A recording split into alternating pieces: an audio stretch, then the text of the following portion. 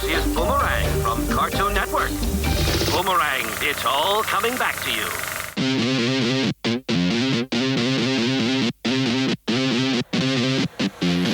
I am the ghost.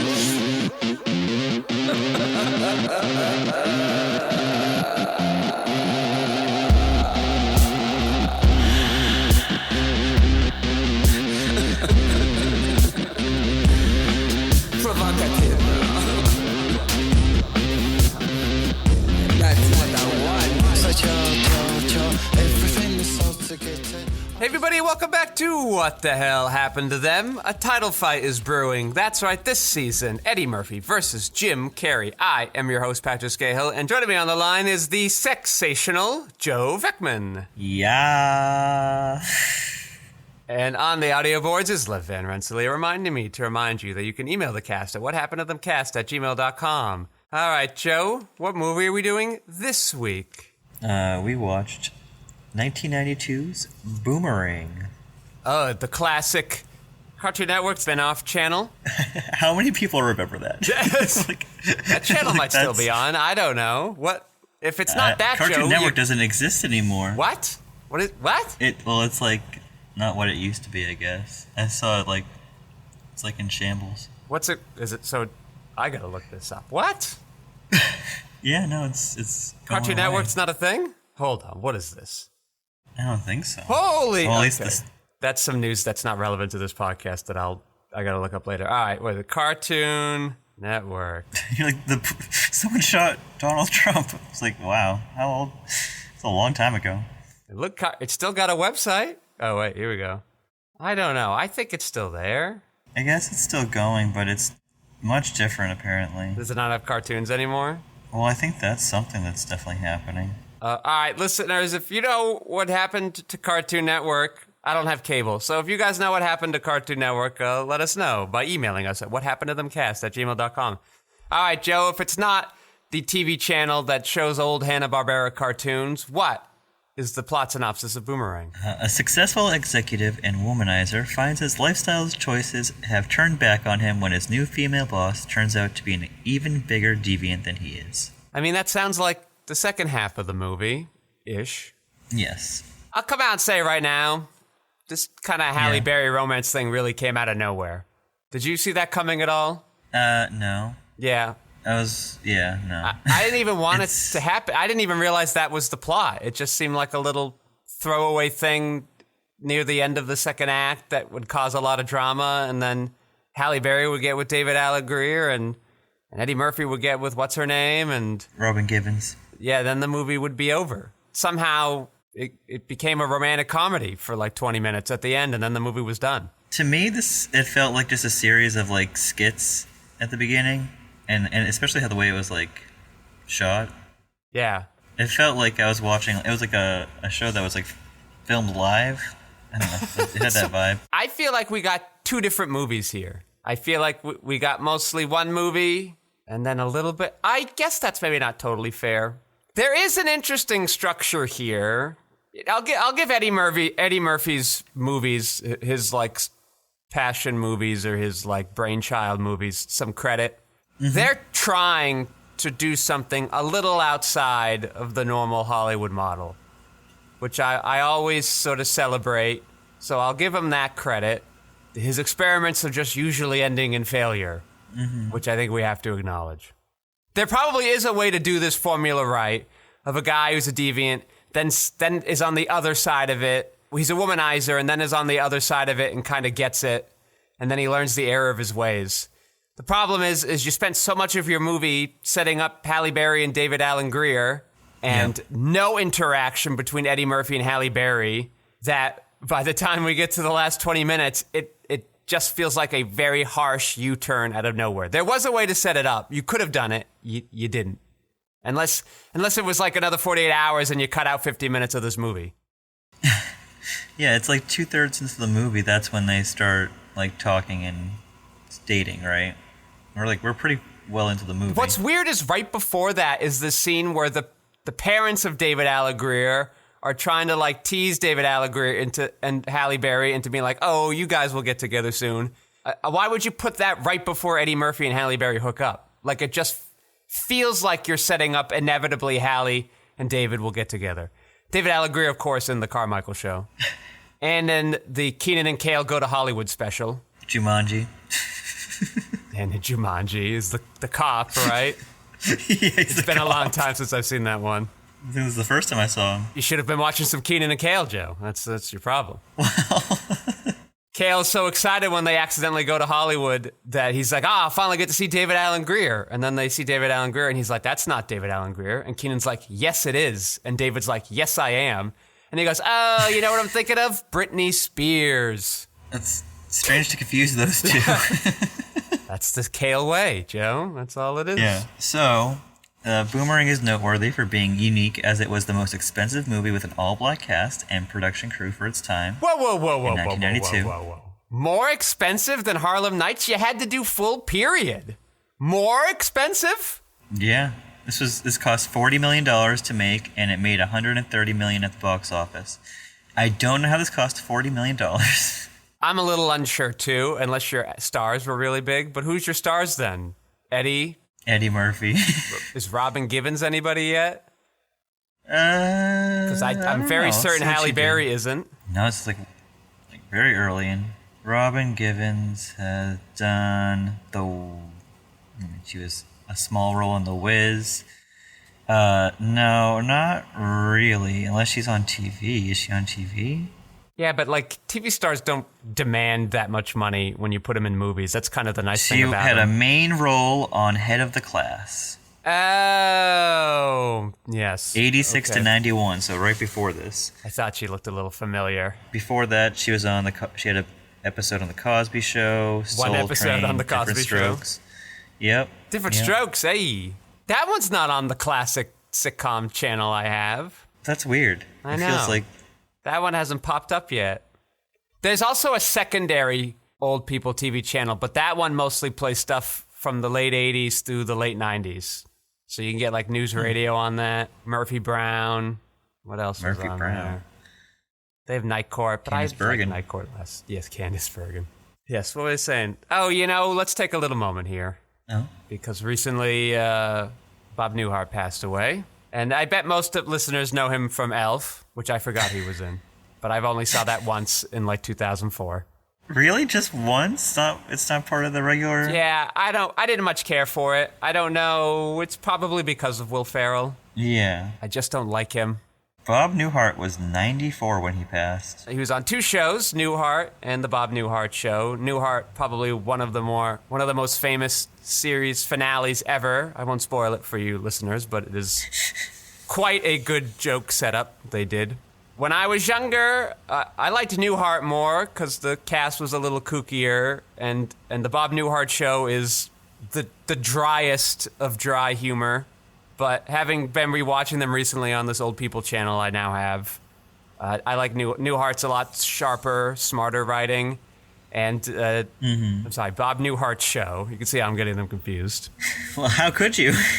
Where Newhart has a lot of the 80s sitcom problems. Usually, Joe, there's like a longer break, but like there was only like 3-4 years in between those two shows. Like America was hungry for more Newhart. But he ultimately wouldn't win an Emmy until he was on The Big Bang Theory. That's disgusting. Where he guest starred for a while. But his role, he really killed it on that show, because I remember seeing those episodes, and he was excellent. And he actually had two conditions for doing it. One was he wanted to kind of like keep coming back every once in a while. But the other, I sort of appreciated quite a bit. He said, you have to film all my scenes live. Sitcoms don't do that all too often anymore, but I need that. Of course. That's how he did it. Yeah. Yeah, there was only 4 years between the Bob Newhart Show and Newhart. Yeah. And Newhart ran for 2 seasons longer than the Bob Newhart Show. From 82 to 90. Most of you probably don't remember Bob Newhart as much as other sitcom giants from that era. His humor is a very stylized humor and is certainly not for everybody. But, if you want to go check him out, I recommend it. It's a little creepy that my phone started giving me all this news once it happened, like a week after I started watching the show, as if it were listening to me watching the show. But, Sounds about right. I always appreciated him, so let's just give him a little moment of silence. All right, Joe, you know what I thought about a lot in this movie when he's like hanging out with David Allen Greer and Martin Lawrence, these kind of other big black comedians, notable, I should say, black comedians, is I know he had a hard time on Harlem Nights getting along with his cast there, but they were like of a different generation. Yeah. So I wondered, like, did it go better this time? Were they like his actual friends already? And so it was a little easier to have chemistry between them? Because there were a lot of scenes where it felt like they were just kind of riffing between themselves. You're exactly right. Production went very well, and as expected, with so many comic actors and personalities around, was very lively. During production, Reginald Hudlin said that whenever David Allen Greer and Martin Lawrence worked, the film's crew usually worked a little slower because wherever they were, there would be so much comedy being generated, and they were so funny that everyone wanted to hang out near where they were throughout the day. Martin Lawrence not getting to do too much here. Nope, but we also see Chris Rock. That's right. Chris Rock finally gets a bigger role in this one. More black comedians sort of doing great stuff. I liked his character. I just wish it sort of tied in a little more to the movie. Instead, he's kind of like this Greek chorus role, kind of giving us little updates. It's a great call on that one. Yeah. Near the production's end, some scenes that still need to be shot were done in Washington, D.C., where Eddie Murphy was already shooting The Distinguished Gentleman, which is the same year. Yeah, I guess we're going to do that soon then. Yep, that's the next one. Okay. I was extremely impressed with Halle Berry, even though she doesn't get to do much. There was just, you could tell like, obviously after the fact you can tell, so there's some bias there, but I guess if I left the movie and then you said, hey, in a couple years or in 10 years or whatever, she's going to win an Oscar, I would sort of buy it because she just feels the most effortless of all the actors in this movie. It's not a demanding role. It's not a particularly complex role. It's not even a huge role, but she just moves through it, silky smooth, like butter. Like there's just no resistance at all. I'm quite impressed. Her first role, Halle Berry's first role was in Jungle Fever, the Spike Lee movie. Then she's in Strictly Business that stars Tommy Davidson, John C. Phillips. It's a small comedy. And then she's in the Tony Scott movie The Last Boy Scout. And then she's in Boomerang. She has a strange 90s because, she's in the Flintstones next year. What? What? She is? Yeah. Jesus. That's Sharon Stone. Her name is Sharon Stone? That's right. They didn't want to get actual Sharon Stone? No, and do you know who her love interest in that movie is? I don't. I haven't seen that movie since it came out, probably. That's Kyle MacLachlan. Wow. Hey, very progressive Hollywood. I know. They said it. What if in 65 million BC we put this black woman and white man together? Maybe it's okay if it's a white man, but not a white woman. Yes. Maybe those are the secret rules of Hollywood. Who's to say? So Eddie Murphy created the original idea for the film, which he took to writers Barry Blaustein and David Sheffield, both whom he had been working with during his days at Saturday Night Live. After they finished the first draft of the script and were given the green light on the project, Murphy offered the directing job to Reginald Hudlin because Eddie Murphy already learned that he does not like directing. Yes, we remember. And Reginald Hudlin had just finished making House Party, which is a critical and commercial success. And so for Boomerang, Hudlin said that from a creative standpoint, he really wanted to take Murphy somewhere where he's never been before, and that the writer's goal was to put Eddie through paces to have him have an arc like most characters in movies do, where he's not just this right here. I read last night and I was like, I can't believe this is the reference they went for. They called him the Brer Rabbit character starting trouble, and to put him in a situation that allows him to have a genuine obstacle. They were like, we've seen a lot of Eddie Murphy movies and he never has any trouble. Eddie Murphy, the main character of most of his movies, never has any obstacles to overcome, and yet somehow all of his movies make $1 gazillion. Yeah, well, they said that the Eddie Murphy character is always the guy just starting trouble, kind of like a Bugs Bunny thing, or he's like over the stinker, and then he doesn't have like arcs. But they didn't want to go with the Bugs Bunny reference. They wanted to go with this other rabbit reference I've never heard of. Brer Rabbit, yeah. I guess that didn't even feel so strong, and he still felt like Mr. Cool Guy, good at everything, which he always seems to play in these movies. I do like him, though. I don't know. I would like to see him starting in a lower place. Yep, the intention was to give Murphy's character, Marcus Graham, a cool yet sophisticated style. So typically when it comes to black characters, either you have to be successful, smart business person, or you're hip, but you're never both, said Hudlin. And one of the reasons why the movie had such an enduring popularity is because the character is both. He's much more in the Cary Grant mode of business person. While working on the characterization of the main character, Hudlin came up with a foot gag which was used as a plot device to show the arc of the character's growth. It originated from a joke between the director and his friends about a man who's so picky about women that he even looks at their back teeth. So it's like, how do we define that Eddie's a back teeth kind of guy? So I came up upon the idea of showing feet, that no matter how beautiful this woman is, if she has messed up feet, he's out of there. Okay, and by arc, they mean, 2 scenes. Yeah. Well sewn in there. The cast rehearsed for 2 weeks before production started, which wow, the director said really that is a lot of rehearsal time. That's crazy. The director said really created the sense of a team and everyone playing off each other and everyone having that comfort level. Murphy even told Hudlin that he hadn't rehearsed since his days at SNL and that he was going to rehearse for all his movies from then on. Okay. The scene in which Marcus changes his mind while with Jacqueline was a major rewrite in the script. According to Hudlin, in the original draft, Eddie's character Marcus never decides anything. Things are decided for him by the different women. So we finally realized he had to make an affirmative choice.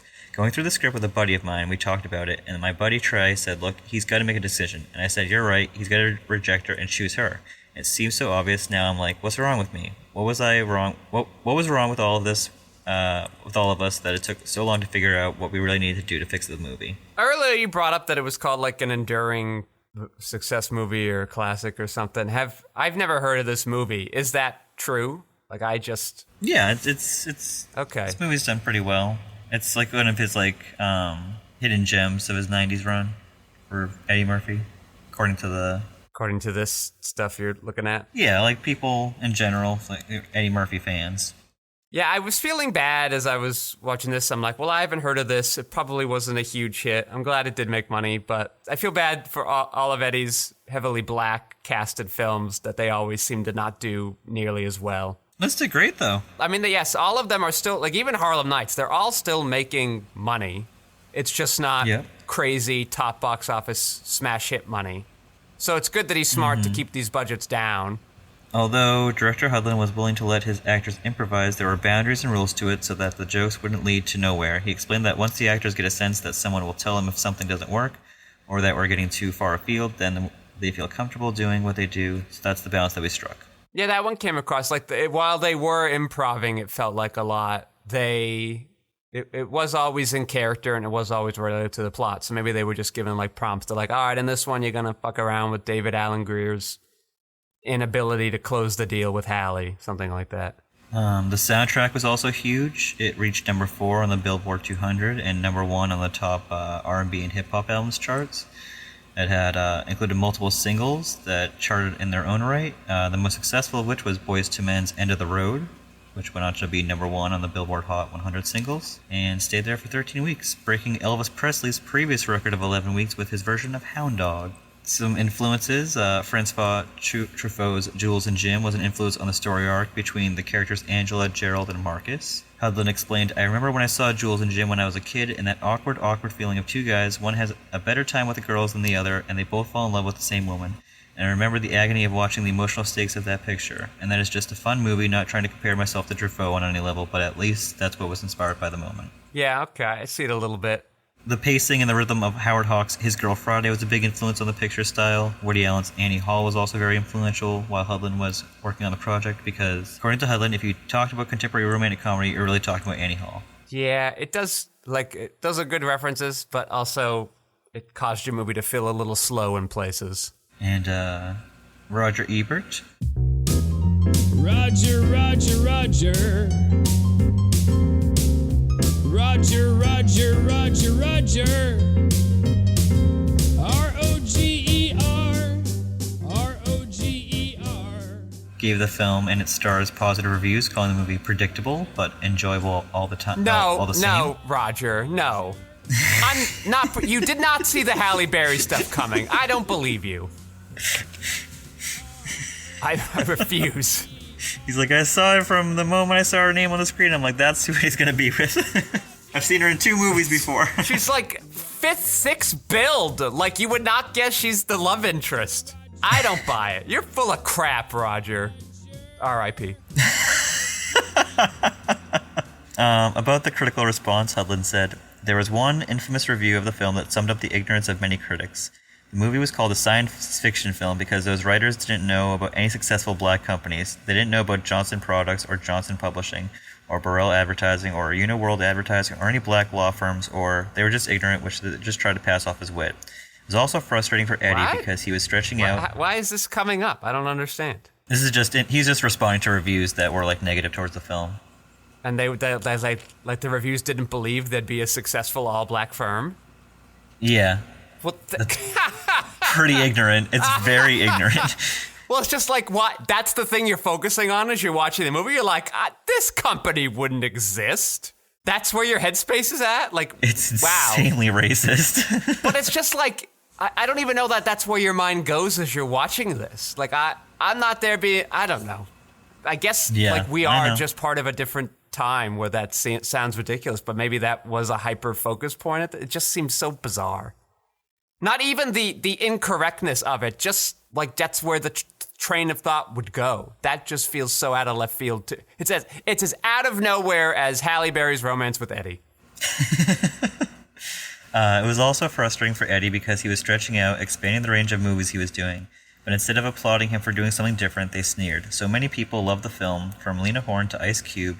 There are people who watch it with their family every Thanksgiving, but there was this crazy generation gap between the white people who ran Hollywood at the time the film was made and the white people who grew up on hip-hop who are players in Hollywood today. There's a much higher percentage of white executives who at least have a basic knowledge of black pop culture today. Thank goodness. That's why you can't sweat the controversy of the moment. Over time, the true value of the movie is revealed, which is why it's so nice Boomerang has generations of fans. I've never heard of the movie, but maybe that's my own ignorance on this. I've never. Have you heard of this before, Joe? Before we did this podcast? Yeah, I've heard of it. Okay, just me. I'm out of the know. That's okay. I'm stuffy old white guy. It's okay. Eddie Murphy said, "I love that Boomerang has the legs it had. I love that it still works. I'm proud of that film. Proud of one of those movies he made." I like that Eddie Murphy got ahead of this. Right now we'd call it wokeness, but good for Eddie. Like, he had power, and he's like, well, I'm not going to sell out yet. I'm going to try to make these black-centric films, and we're going to talk about black issues, and I think that's great. That's very ahead of its time. This is the phase of Eddie Murphy like I didn't know about growing up. Like, I never knew this was here. No, me neither. This is the first movie of Eddie's career since Best Defense to not open in first place at the box office. Wow, Harlem Nights opened in first place. You know why? Arsenio Hall. He's not even on the poster, is he? I know. I think it's probably Richard Pryor, right? That would be a good one. And Eddie. Yeah, you're like, I love these two guys. Now they're together. It's like the Avengers. And somebody's like, what is that? And he goes, you'll see soon. You'll see someday. You'll see in 20 years, 25 20 years. Yeah. You want to know how this movie's old, Joe? Tell me.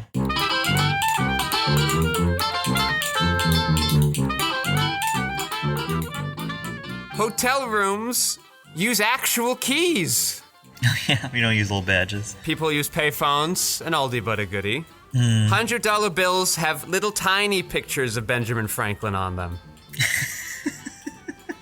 Little tiny pictures. Little tiny ones. Yeah, I remember. Photo shoots are done on location. They're like, we gotta go to the Caribbean to do this magazine spread.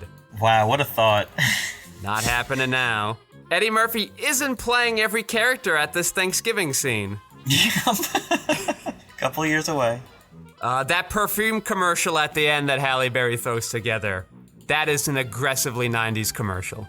It's true. The squiggly lines and the old style hip hop. You wouldn't see that one today. And black people are highly under suspect at high-end fashion stores. Oh no, wait, we're still doing that. Whoops. That's how this movie is modern. God, yeah. David Alan Grier's dad has this like mushroom shirt Eddie Murphy's joking about. Mm-hmm. What a great shirt.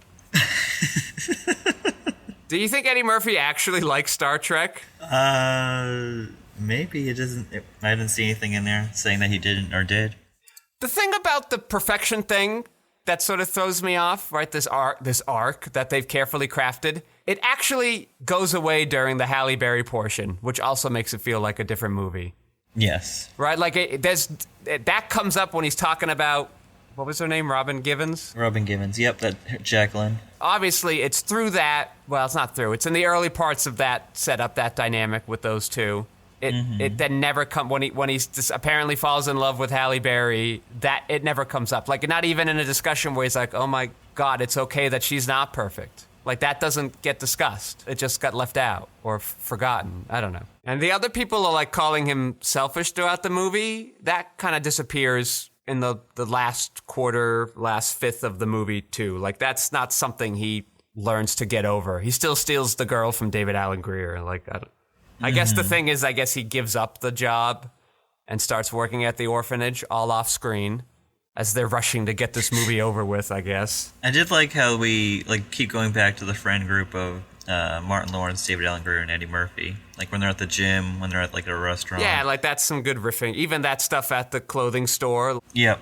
A lot of that you could have cut out, but it's a nice little bit that you left it in. Yeah, just showing friendship and stuff. Yeah. It just gives them good time to inject some comedy in this, because a lot of it isn't coming up during the main plot. The main plot also took me a while to figure out what it is, and part of it, I guess, is because it just shifts it suddenly. Very strange. And Eddie Murphy gets Me Too'd by the old lady. Grace Jones? No, or Eartha Kitt. I guess Eartha Kitt. Yeah. Grace Jones tries to Me Too him. Grace Jones is good in this movie. I liked her. Yeah. And she's still going. She's still doing all this crazy music stuff. She's still alive? Well, I guess she passed away. The last music stuff I knew she did was 8 years ago. So yeah, I guess not still going, but longer than I would have expected. Oh no, sorry, my bad. Still alive. Still alive. Sorry. She's 76. You fucking jerk, you. I know. I'm sorry. Jesus. You want to do a little rock watching? I was a rock watcher. Tell me. Does The Rock have 3 movies coming out this year? I gotta do Red 1. I gotta do 2 Moanas. Are they both coming? Why 2? Why are we Moana saturating ourselves? I told you there's the first, there was the live action one was already in the works ever since they decided to do all their live action movies. Any successful thing, they just make a live action now. And the second one is Moana 2 was supposed to be a Disney Plus series that they were like, this is too good to just throw on Disney Plus. Let's make some money. So they're going to try to make some money, and they will make money, but I mean, it's not going to be the same. But those are a year apart. The live action one's supposed to come out next year. But the other Moana one's coming out this year. Yes, that's coming out around Thanksgiving. We're going to have 2 Rock movies back to back. Yep. Yep. Okay. No, it's only 2 this year. We have Red 1 and a Moana 2, which will be back to back. How did these sneak up on us? We looked ahead and it seemed like there was nothing on the Rock Jesus slate. Christ, it is back to back. It's November 15th and then the next it's the week after. Jesus. I'll tell you right now. So it's November 15th. Yeah. And then there'll be a week in between. November 15th for Red 1, and then Moana 2 will be the 27th. All right, The Rock, we can't get away from. It's just there was nothing on the horizon. A year ago, there was nothing. There wasn't even Red Notice 2, Blue Notice.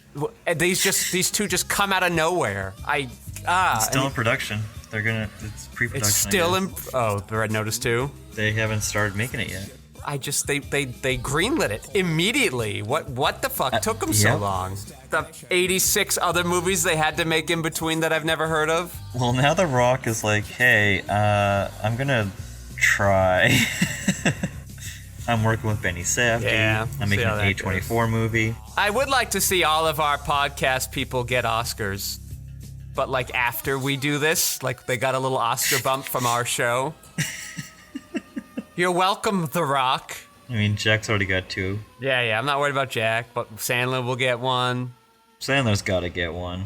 Whoopi's got one, right? We talked about for Ghost. Whoopi's got one for Ghost. We just got to get Jim Carrey one and Eddie Murphy one. Well, Eddie was on the cusp of it, and so was Jim. Jim's got some Golden Globes. whatever that means. I remember Carrey having that kind of phase where he was doing the more artsy-ish movies and the Oscar baity things, or the majestic. Yeah, that's awful. Frank Darabont. All right, you got any last I'm looks? looking at the Smashing Machine right now. What is the Smashing Machine? That's the Benny Safdie movie with Dwayne Johnson. It's called that. Gotcha. Do you know? And I think I told you this already. His The Rock's co-star in that movie is his Jungle Cruise partner, Emily Blunt. No, Emily Blunt. Yeah. I couldn't think of her name. I don't know where Julia came from. Like, I don't even know who I was thinking of. I don't know. I do not know where I was going with that. Julia Roberts and The Rock together again at last.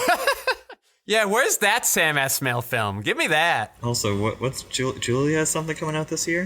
Do we think? Yeah, doesn't she have the Esmail movie coming out this year with Denzel? Oh no, they just did that one.